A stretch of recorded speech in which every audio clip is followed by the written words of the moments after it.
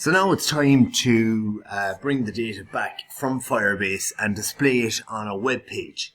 And this certainly is a very important part of your or any project, or just being able to display interactive data on your web page. And it's quite a simple, straightforward process.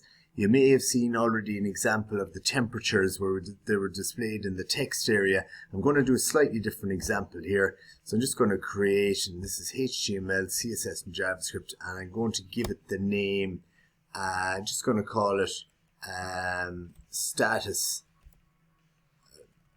light checker status, maybe light checker status. So whether it's on or off. Create REPL there. And we're going to be ready to rock in a moment when this pulls up.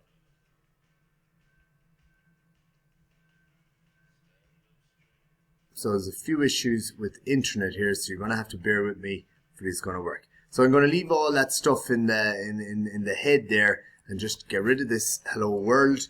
And I'm going to start off here by putting in a header tag, and I'm just going to center this.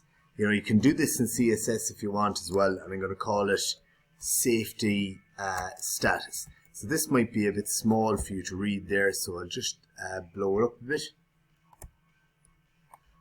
Okay, yeah, safety status there, and hopefully that's a bit easier to see. So the next thing I'm going to do then also is I'm going to use a center tag, and I'm going to put in a div tag inside here. And in here, I'm just going to write current status. And what I'm going to do in here in this is I'm going to put in a place to collect the, or a div. I'm going to put in a div.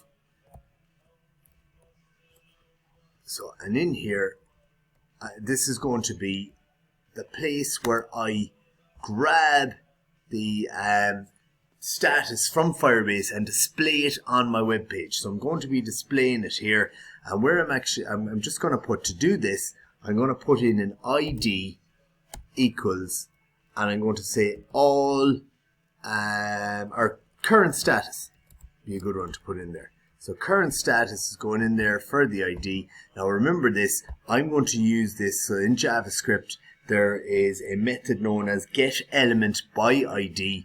So when I get the element, I'm going to display it here right beside this current status using this div box, and you'll see in JavaScript how I'm going to do that. So this video is long enough. See you to continue in the next section.